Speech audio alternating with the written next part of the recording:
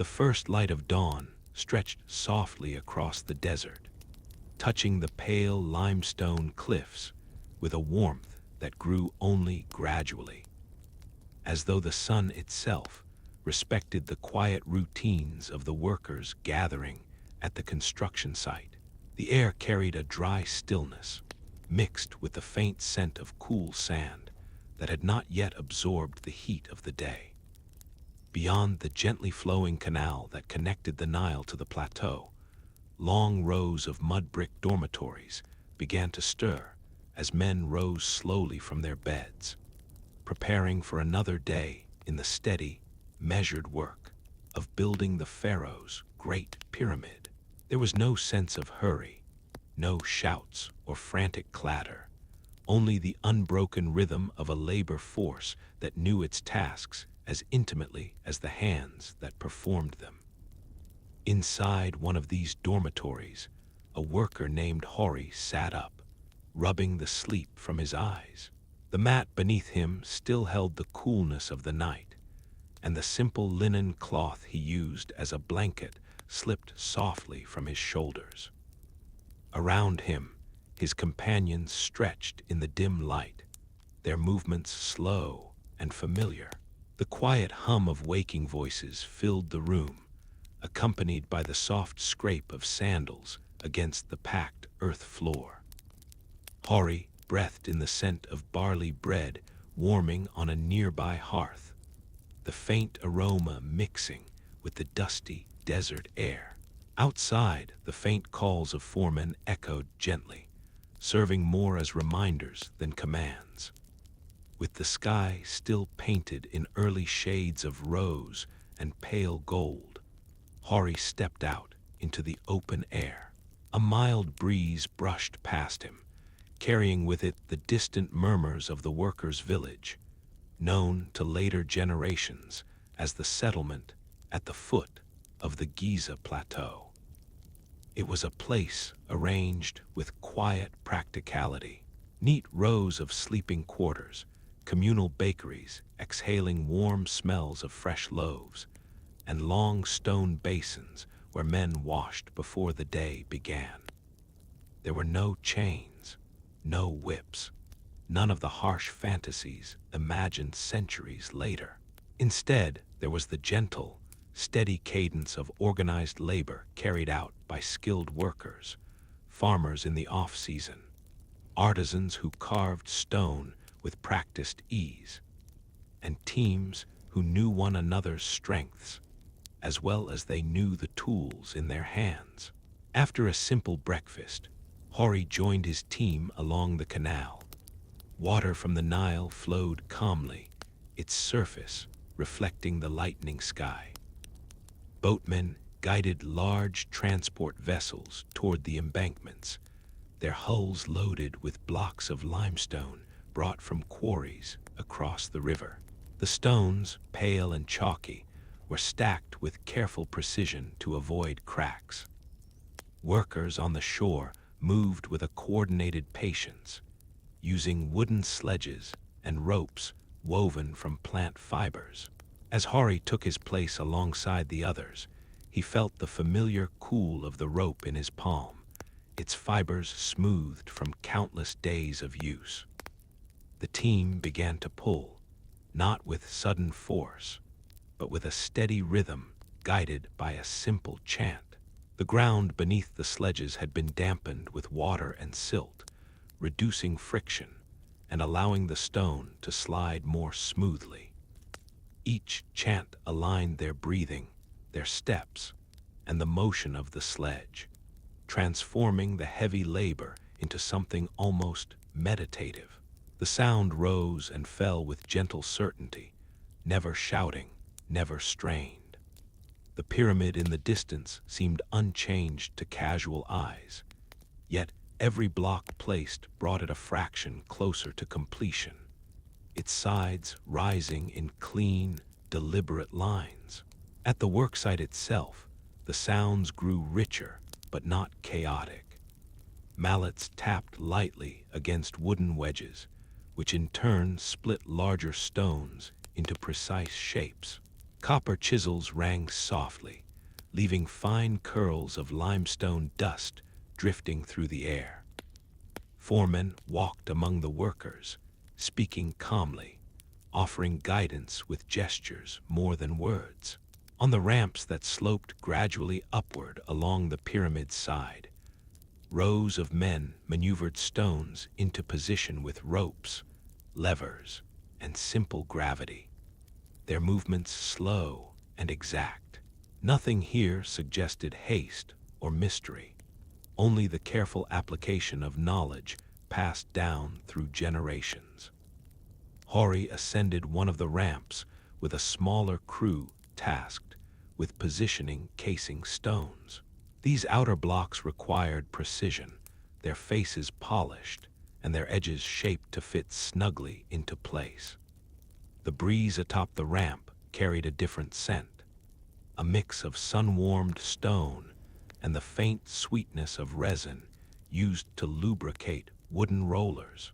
From this height, Hori could see the village below, its orderly streets and communal kitchens sending up thin columns of smoke.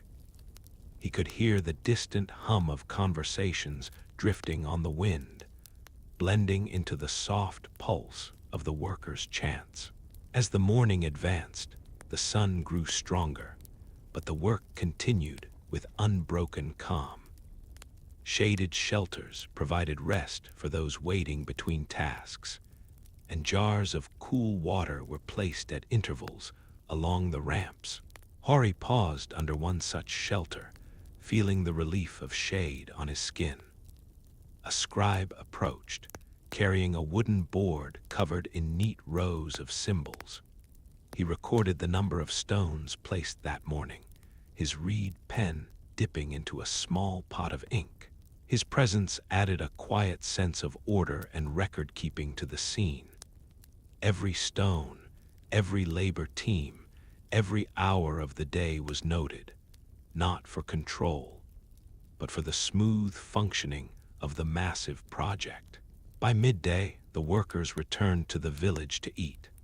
The communal bakery produced great quantities of bread, baked in conical ovens that glowed softly with heat. Pots of lentils simmered slowly, their aroma comforting and familiar. Fresh water, beer brewed from barley, and dried fish filled the tables. Hori sat in the shade with his companions, their conversation mild and restful.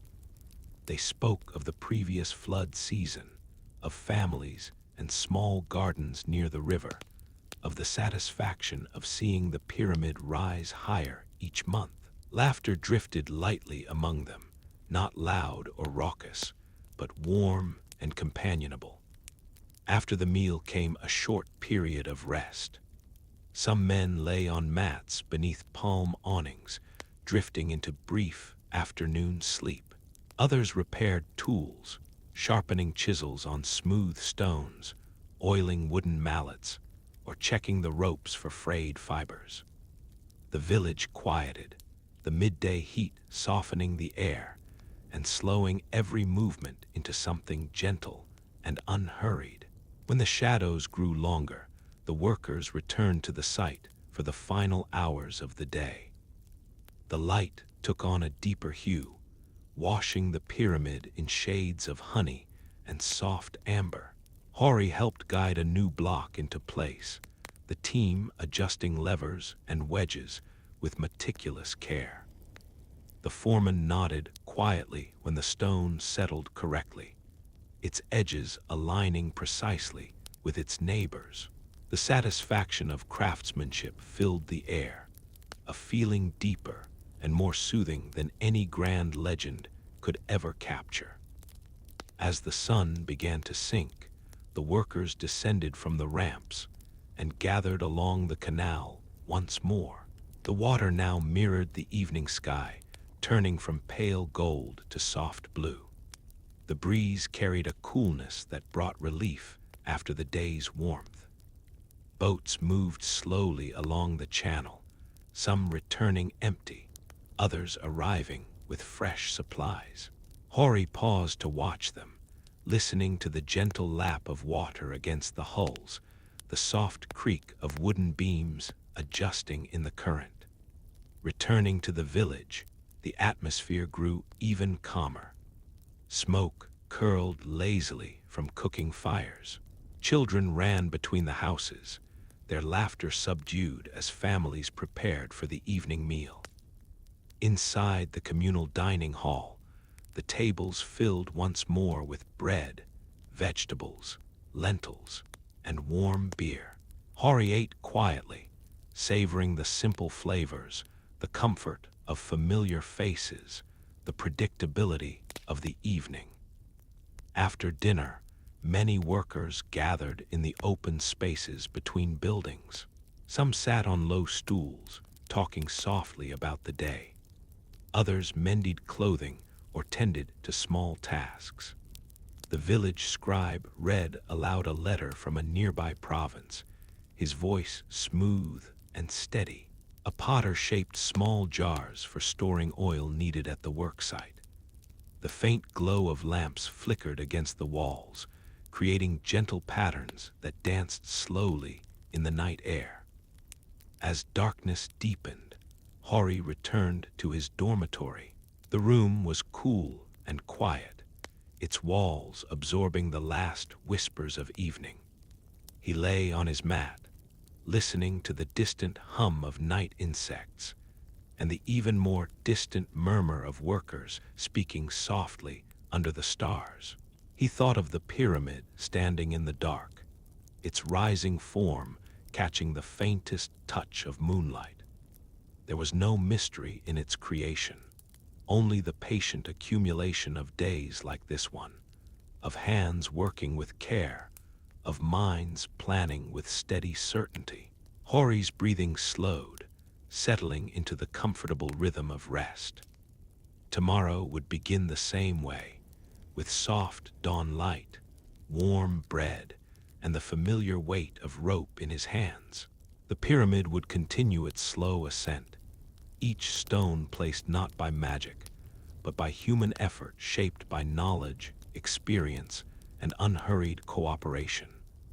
And in that thought, Hori found a gentle sense of peace, drifting into sleep as the desert night wrapped the village in its quiet embrace.